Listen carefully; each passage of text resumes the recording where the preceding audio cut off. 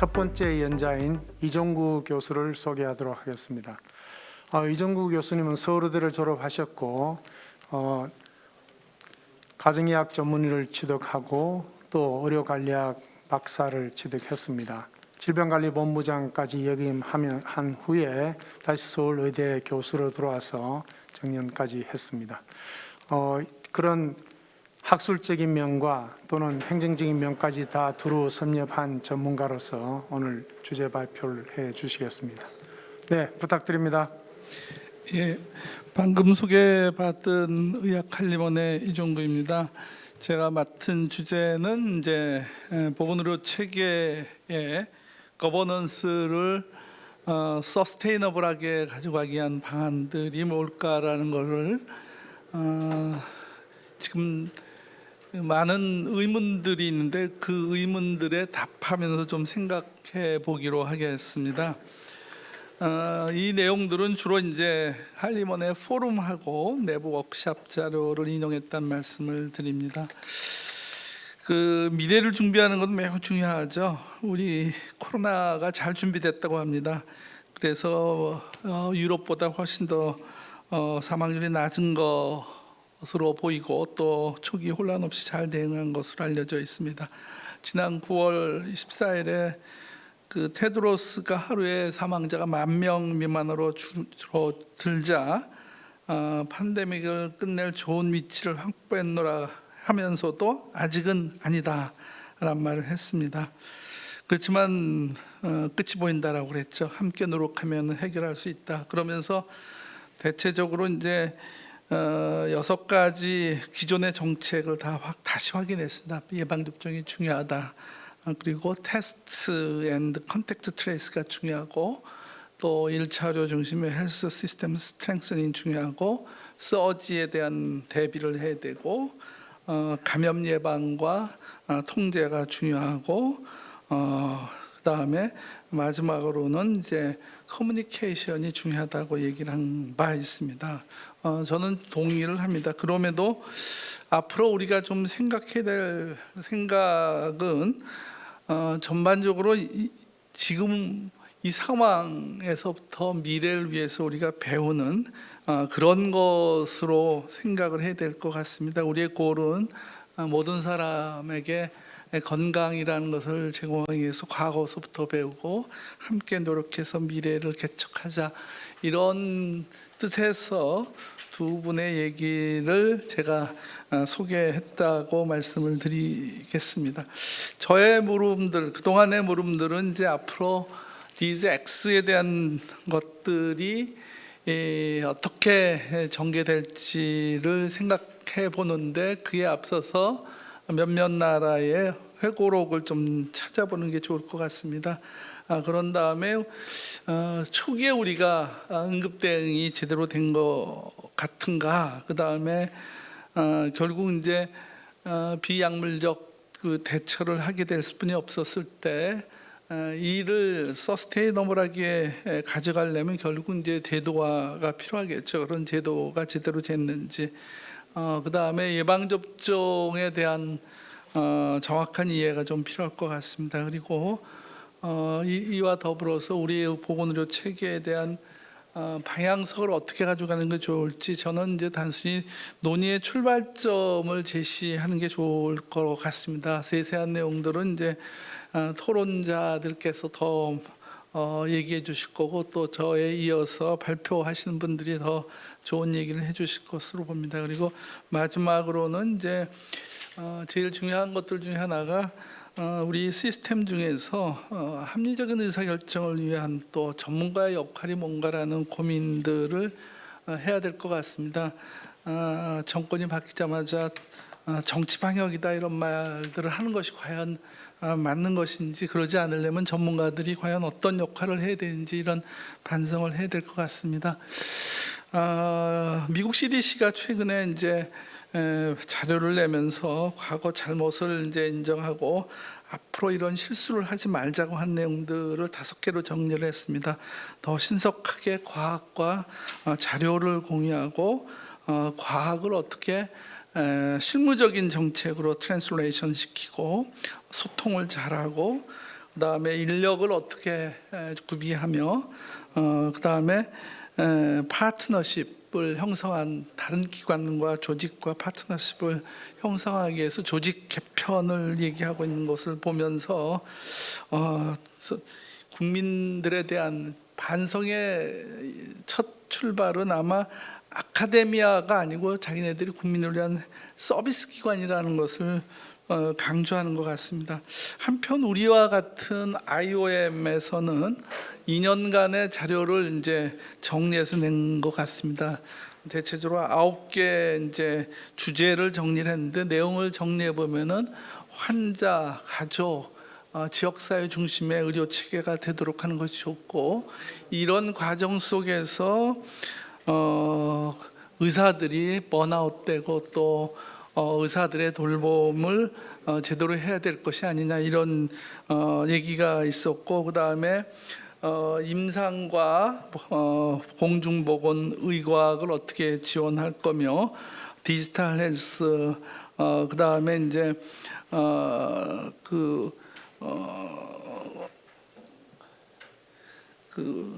의료의 질과 안전 문제, 그 다음에 이것과 관련된 조직의 활동들을 어떻게 혁신할 것인지, 그 다음에 페이어들, 지불자죠. 그 다음에 의료용품 생산하거나 어떤 기계를 발명하는 사람들을 어떻게 인커리지할 것이나, 이런 내용으로 이제 방대한 양의 리포트를 낸 바 있습니다. 아마 우리한테 서제스천 한 바가 클 것 같습니다.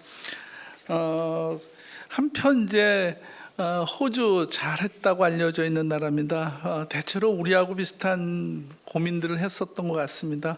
모빌리티 제한하는 것에 효과가 과연 있었는지 여부, 그 다음에 질병 모델링을 했는데 이것이 얼마나 잘 됐는지, 감시망이 부족한 점, 그 다음에 백신을 제대로 못 만들었고, 근거하고 협의의 어떤 의사결정 과정, 노인에 대한 보호, 그 다음에 적절한 예방과 통제, 젊은 층들에 대한 예방접종이 안 된 문제들, 유행은 항시 존재한다, 그리고 국제적인 협력들, 이런 것들 얘기했고, 우리 여기에 발표해 주실 오주환 교수님이 직접 참여해 주신 영국, 독일의 또한 교훈은 결국 이제 리더십이 상당히 중요한데, 균형적인 어떤 리더십으로서 변화하는 상황에 맞춰서 의사결정을 해야 되는데 다 근거가 불확실하다. 그 다음에 돌봄과 보건의료의 대책, 공중보건 문제, 또 긴급 대응, 조달 구매, 물자 지원 등, 또 잘 훈련된 요원의 배치 등이 중요하고, 마지막으로 강력한 사회 안전망이 중요하다. 일자리 문제라든가 이주민 어린이 등 보호해야 될 계층, 그다음에 소득에 관련된 보장, 그다음에 특히 이제 여기서는 가옥의 구조가 상당히 모탈리티하고 관련이 있다, 이런 얘기를 해서 다른 보고서에 없는 내용들이 들어가 있는 것 같습니다. 결국 언택트 사회에서 어떤 IT의 접근성이 중요하고, 또 환자의 사망과 관련된 것이 가족 구조나 가옥 구조나 밀집도와 관련이 있다, 이런 내용들입니다. 초기에 위기에 대한 대처들은 참 잘한 것 같습니다. 지난 3년간 싸움을 잘 해왔는데 새로운 위협이 또 올 것입니다. 존스 홉킨스 대학에서 평가한 21년도 글로벌 헬스 시큐리티 인덱스는 여전히 미국이 2위고, 2위였던 영국이 좀 밀려나긴 했는데 호주가 최고로 앞서 있습니다. 우리나라는 그전이나 작년이나 똑같이 9위인 것 같습니다. 그러나 대체로 기조가 달라진 게, 대유행에 다들 대처가 잘 안 돼 있더라. 인덱스의 점수가 다 떨어진 것 같습니다. 그래서 예방, 조기 발견, 대응, 이런 점에서 우리가 더 고민을 좀 해야 될 부분이 있습니다. 어떤 질환이 올 것이냐, WHO의 인덱스, 프라이오리티 인덱스, 프라이오리티 디지즈의 리스트가 달라지진 않았습니다. 2018년도에서 메르스가 사스가 생긴 19년도에 이제 코비드 19 들어가고, 그 리스트가 지금도 유용합니다만은 지금 2번의 워크숍을 거쳐서 개정 작업에 있습니다. 특히 이제 어떤 그 바이러스가 유행할 것인지 30 바이러스 전문가들 다 모여서 각각 대표적인 바이러스를 지금 내놓고 디스커션하고 있고, 또 박테리아로서는 안티마이크로바 레지스턴트 박테리아가 유행할 것으로 보고, 또 관련된 전문가들이 모여서 논의 중에 있습니다만은 내년 초반에 아마 자료가 확인될 겁니다. 제가 몇 년 전에 파우치 박사를 만나서 새로운 질환에 대해서 어떻게 예측하는지 물었더니 자기도 잘 모른다고 답하더군요. 어떤 질환이 생기는지 예측하기는 그렇게 쉬운 것이 아닌 것 같습니다. 특히 우리나라 같이 인구가 많은 중국을 옆에 둔 나라로서는 항상 중국으로부터 새로운 질환이 들어올 가능성이 있다. 항상 준비를 해야 된다. 그럼에도 불구하고 새로운 질환이라는 것이 결국 예방접종을 안 해서, 잘못해서, 덜해서 생길 수 있는 어떤 백신 프리벤터블 디즈와 인플루엔자가 가장 많이 손꼽히고 있습니다만, 결국 이제 현재 의료 체계 내에서 할 수 있는 것은 다 해놓고 새로운 질환이 있을 때 대비를 하자, 그런 내용인 것 같습니다. 새로운 질환이 언제 생기더라도 항상 대응할 수 있는 계획을 가지고 있어야 될 것 같습니다. 2020년도에 제가 2월 달에 사스의 외부 평가팀으로 중국 갔을 때 WHO가 응급 대응팀에서 항상 가지고 있는 6개의 개념들, 즉시 무엇을 해야 되느냐, 필수적인 6대 계획 수립을 했더라고요. 그래서 감시망을 확대하고, 그다음에 적극적으로 사례를 활용하고 확인하고, 그다음에 의료인 또는 작업에 노출된 사람들에 대한 특별한 조사를 하고, 그다음에 임상 관찰을 해서 임상을 다 확인하고, 그다음에 중재 방법들, 그다음에 즉 이제 메디컬 NPI죠. 이런 중재 방법의 어떤 영향들, 마지막으로 클리니컬 트라이얼을 통해서 백신이나 치료제 개발, 이런 일련의 그 계획들을 항상 가지고 있다는 것을 그 회의에서 저도 느꼈고, 항상 이런 준비가 돼 있어야지 아마 필요한 조치들을 제대로 하지 않을까, 이렇게 생각을 합니다. 그 예를 들어서 감시망이라는 것이 이렇습니다. 의사 결정을 하기 위해서 굉장히 중요한데, 며칠 전에 이제 이가 백신의 효과가 그리 크지 않다라는 그 연구 결과가 나왔죠. 이가가 상당히 유효성이 높을 거라고 생각했는데 실제로 이제 조사해 보니까 그렇지 않다. 이런 감시망은 상당히 유용합니다. 이런 감시망을 만들어야 된다는 거죠. 우리나라 데이터도 보면은 결국 3차 접종하고 4차 접종이 0.1% 예방 효과인데 0.1% 차이가 난다는 거죠. 결국 저런 차이로 국민들한테 설명하기가 쉽지가 않은 거죠. 4차 예방 접종을 하자는 것을. 그래서 관련된 그 백신의 헤지턴시에 대응할 수 있는 여러 가지 감시망들을 만들어야 된다는 거죠. 그래서 저는 의사 결정을 위한 강화된 서베일런스가 상당히 중요하고, 그 다음에 항상 이제 질병에 대한 대책들, 예를 들어서 이제 각 질병마다 이 질병을 컨택트 트레이싱 할 것인지, 환자 감시 또는 증상 감시를 할 것인지, 검역으로 해결할 것인지에 관련된 접촉자 추적을 포함한 이런 4가지 원칙에 대해서 질병마다 다 이제 가이드라인을 WHO하고 CDC가 만들어 놨습니다. 예를 들어서 에볼라는 검역이 필요 없다라는 거고, A형 간염 역시 검역이 필요 없다. 메르스는 검역이 조건부로 추진하는데, 사실 사람과 사람 전파가 매우 적음에도 불구하고 검역이 추천된다. 또 백일에나 사스나 두창도 다 이제 이런 예측을 해놨습니다. 여기서 사스는 요번에 사스가 아니고 2003년도하고 2002년도 3년도 사이에 유행했던 사스로 이 증상 감시가 중요하다. 지금과 같이 전반적인 컨택트 트레이싱이 아니고 증상 감시가 중요하다. 또 사회적 거리두기나 개인 보호 장구도 중요하다. 중요한데 이런 거를 통제만 하면 검역 없이 또 소멸될 수 있다. 이제 이렇게 얘기를 했습니다.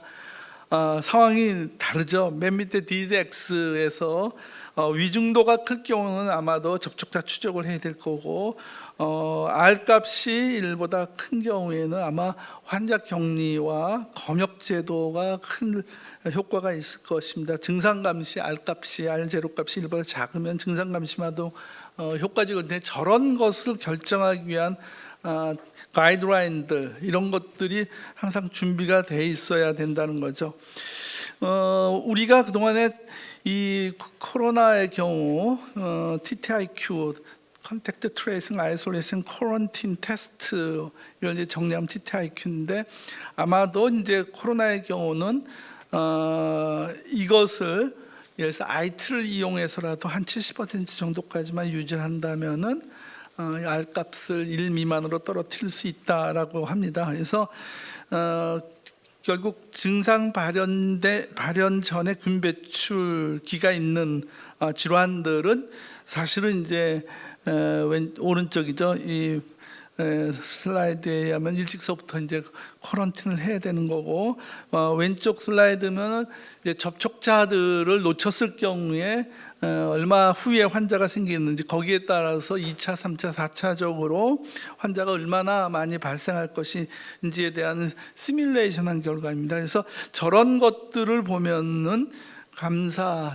유증상자 감시 방법이 보다는 접촉자의 모든 접촉자를 추적하는 현재 방법론이 코로나에서는 유용하겠다라고 이제 볼 수가 있습니다.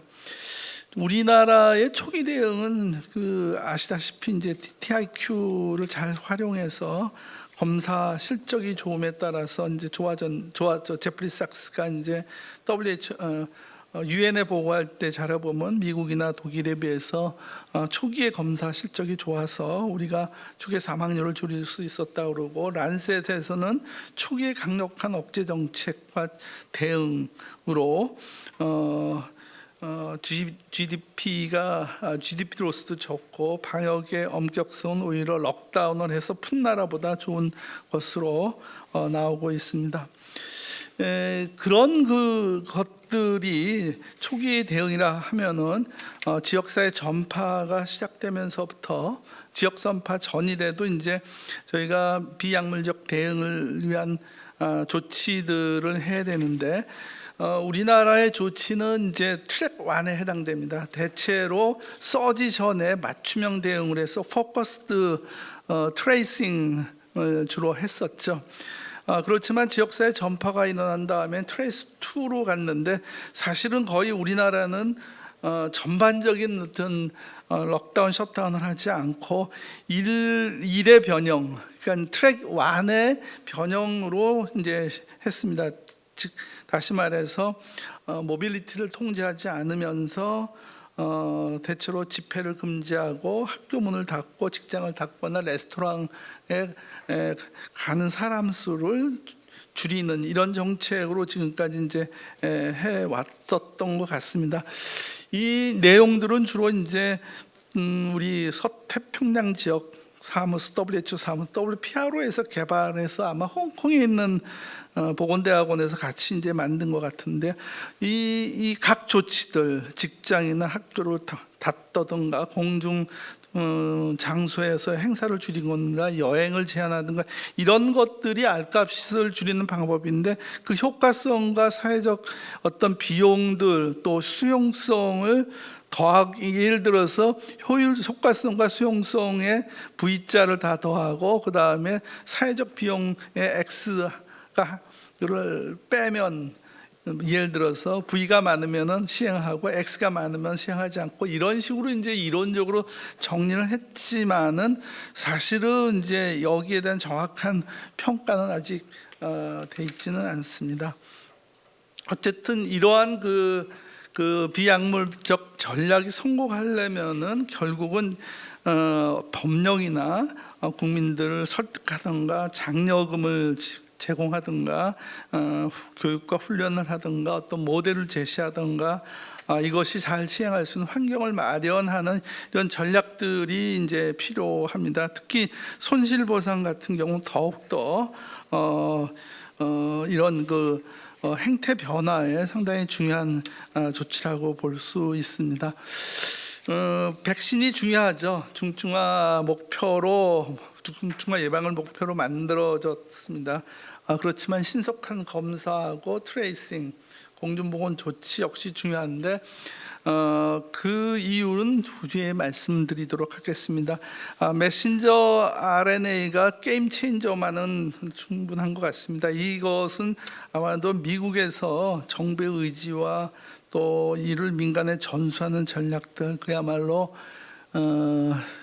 문샷, 파이자 제약회사 얘기하는 광속의 속도로 원대한 꿈을 이루었는데 아마 강력한 리더십에서 나왔을 거고, 모더나는 신생 벤처 기업인데도 불구하고 정부의 엄청난 지원하에서 이제 성공을 했습니다.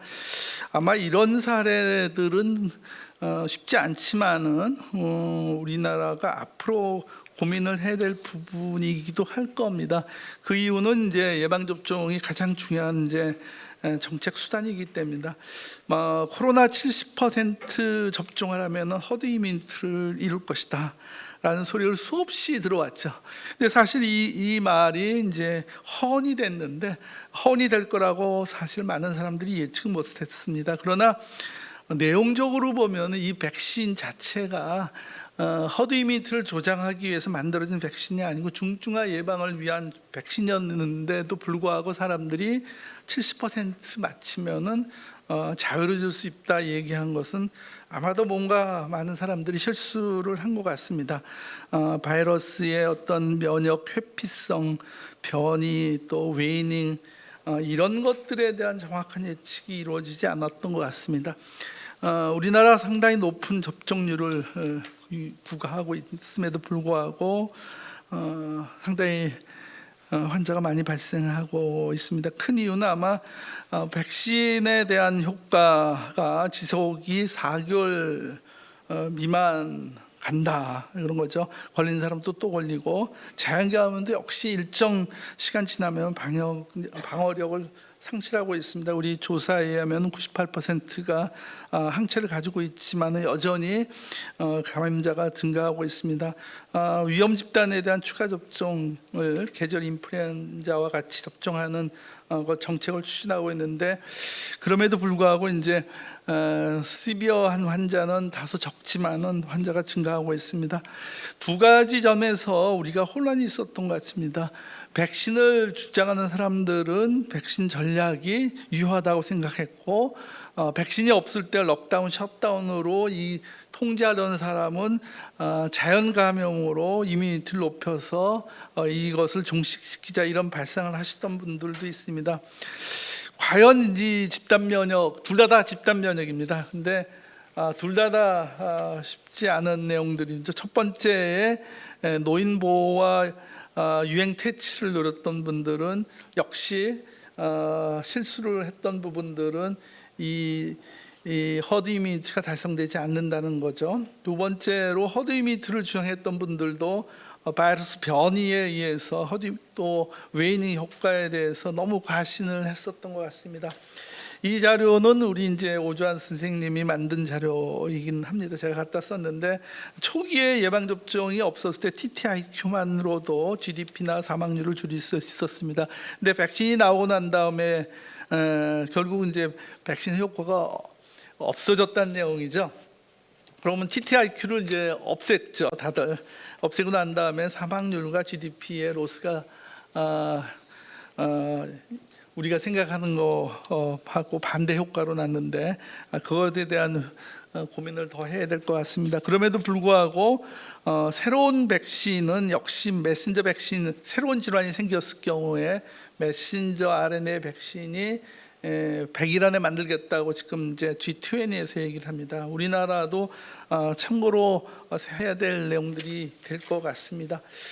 마지막으로 이제 의료 체계 관련된 부분들입니다. 아마 뒤에 더 많이 얘기하실 것 같은데, 우리는 이제 예방 수요 중심의 보건소의 수직적인 보건 사업과 의료기관의 의료 수요에 대한 동시에 대응을 했었습니다. 그래서 보건소의 격리 조치, 그 다음에 격리병원, 입국구의 조기 진단, 환자 분류, 또 경증 환자의 관리, 이런 부분들이 이제 보건소에서 일어났고, 시도에서 트레이지를 통해서 환자 배정을 해서 환자 관리를 해왔습니다.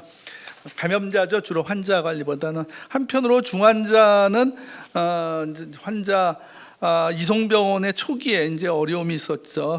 신천지 서지 때 이송병원을 찾지 못해서 어려운 점이 있어서 결국 사망률이 증가하는 경우가 있었습니다. 그래서 이송병원의 확보, 그러니까는 쿼런틴과 함께 중환자 관리 체계 두 개의 그 난제를 풀어갔던 것 같습니다. 그래서 환자 증가 시에 이제 우리가 그 치료센터를 통해서 격리를 제대로 좀 했었던 거, 격리를 위한 조치를 제대로 했었고, 그렇지만은 아까 말한 중환자 관리가 제대로 이루어지지 못해서 중간에 저희가 전국의 진료권 70개를 중심으로 해서 거점 의료기관 육성 계획을 세웠습니다만 결국은 이제 실천되지 못했던 것 같습니다. 이 자료를 만들 때 약 돈이 들어가는 것이 한 3,800병상에 1조 7천억 정도가 들어가는 것으로 예측을 했었는데 실제로 이제 대부분의 계획들은 만들어지지 못했습니다. 그럼에도 불구하고 세월은 흘러서 결국은 이제 이 계획이 맞느냐 틀리느냐에 대한 생각을 할 수뿐이 없는 시점이 된 것 같습니다. 이 우리나라의 대부분의 이제 그 환자 대비한 보건의료 체계 구축에 있어서 가장 중요한 부분들은 이제 서지 부분이었던 것 같습니다. 결국 서지에도 역시 이제 아이솔레이션을 정책을 쓰면서 집에 있어라, 나오지 말라 하는 첫 번째 메시지와 더불어서 의료기관에 오지 말고 집에 있어라, 스테이 앳 홈이죠. 두 가지 정책 때문에 이제 저희가 재택의료라는 것을 맡겼고, 이 재택의료를 보건소 중심으로 했지만은 사실은 이제 재택의료에 대한 장단점을 제대로 생각을 했어야 될 것 같았습니다. 특히 이제 재택의료에서 재택의료를 담당할 의료기관의 역할이 부족했고, 평소 보건사업에 무심한 이런 1차 의료기관의 훈련도 잘 안 돼 있고, 관련된 PPE 준비라든가 검사라든가 환자를 돌볼 수 있는 어떤 이송 체계나 비대면 진료, 이런 부분들이 제대로 안 된 상태에서 1차 의료기관의 비대면 1차 의료기관의 재택의료를 연계했던 것들이 좀 저희가 좀 더 개선의 여지가 많은 것 같습니다. 갑자기 이제 의원급의 어떤 진찰서부터 진단검사, 치료까지를 다 맡기면서 제대로 된 이제 훈련을 못한 것들이 이제 드러나 있죠. 그래서 이제 사실은 이제 이런 보건소의 방역 체계하고 환자 관리 체계를 평상시에 고민을 좀 해야 될 것 같습니다. 첫 번째, 이 질환은 질환자가 생기면은 환자의 트레이지라든가 의사하고 접촉하는 것이 절대 불가했었죠, 초기에. 그래서 보건소 중심으로 이러다 보니까는 보건소는 코로나 환자의 파악이라든가 어떤 사례 확인, 가족의 접촉, 뭐 소통, 이런 부분에 인프라를, 보건소의 인프라를 확대해서 민간 의료기관과 1차 의료기관과의 같이 가는 부분들이 이제 그동안에 이제 미흡했던 것 같습니다. 그리고 사실은 서지 때 재택의료를 활성화하려면은 보건소하고 지역의사회하고 연계하고 또 군청의 사회복지과 연계된 이런 체제가 필요했었는데, 이런 체제에 대한 개념들은 있음에도 불구하고 제대로 작동이 되지 않은 상황이 있었던 것 같습니다. 그래서 앞으로는 전염병 예방법에 그 시군구 예방위원이 있는데, 이 부분을 감염병에 대한 어떤 관리를 담당하도록 감염병 예방법을 그대로 있는 조항을 활용을 해서 하는데, 지금 만들어진 어떤 콜센터라든가 약물 전달 체계, 검사 지원 체계, 응급 이송 체계, 생활 지원 체계를 앞으로 계속해서 유지하면서 1차 의료를 강화시켜 나간다면은 새로운 유행 시에 대비하지 않을까 이렇게 생각이 됩니다. 두 번째로 이제 병원에 대한 준비 부분인데, 이 부분은 우리나라가 일본하고 환자의 사망률이라든가 초과 사망이 높은 부분에 대해서 특히 원인을 좀 찾아야 될 것 같습니다. 특히 이제 민간 의료기관에서의 콜레터럴 데미지 부분에 대한 조사를 좀 더 정확히 해서 민간 의료기관의 준비라든가 이런 부분들을 더 활성화시킬 필요성이 있다고 생각합니다.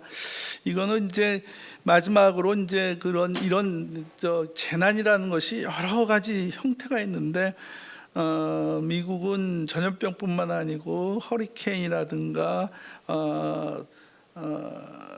그 생물테라다 뭐 방사능 재해, 또 다른 트라우마 뭐 이런 것에 대비해서 계속 의료법을 특별법을 만들어서 계속 바꿔나가는 것 같습니다. 그래서 이런 특별법의 내용들이 일부 전염병 예방법에 들어가 있긴 합니다만은, 이 내용에 제가 보기에는 포괄적인 준비가 좀 필요할 것입니다. 올 하자드 프리페어드니스 법을 계속 미국 바꿔나가면서 대응하는데, 우리는 이제 전염병 예방법만 가지고 대응하려는 부분에 한계가 있기 때문에 의료법에 관련된 부분들, 전염병 예방법에 관련된 부분들을 좀 더 손을 봐야 될 것 같습니다. 이거는 아마 이제 재난 관련된 부분에서 얘기할 것 같습니다. 마지막으로 이제 결국 이제 저희가 이런 대안을 마련해 나가는 데 있어서 증거와 과학 중심으로 어떻게 운영해 나갈 것인지, 또 국민 중심으로 어떻게 생각할 것인지, 이런 제도적인 측면이 좀 필요할 것 같습니다. 전염병 예방법, 감염병 예방과 관련된 법률에 감염병 위기관리위원회가 있습니다. 근데 내용적으로 보면은 one of them입니다. 그래서 어떤 자격이라든가 또 전문가의 참여, 또 자문 뭐 이런 부분에서 한계가 많은데, 영국의 세지를 좀 이제 참고로 해서 우리가 그 자문에 참석한 사람들의 어떤 의사결정 과정에 관련된 투명성이라든가 사이언스 베이스의 역할을 하는 부분을 좀 더 정리할 필요성이 있겠다는 생각이 들고요. 두 번째로는 이제 밀실에서 뭘 했다 이런 부분들이 간간히 들려왔었죠. 그런 것들을 해소하기 위해서는 어떤 절차에서의 타당성, 정당성을 위해서는 국민들한테 적절한 투명한 자료를 제공하고, 이해 당사자들이 모여서 확인하고, 그다음에 이거를 법제화시키고, 또 문제가 생기면 또 개선하고, 이런 시스템을 만드는, 국민 중심의 시스템을 만드는 것이 아마 논란을 해소하는, 의사결정 과정 중에 논란을 해소하는 방법들이 아닌가 이렇게 생각합니다. 경청해 주셔서 감사합니다.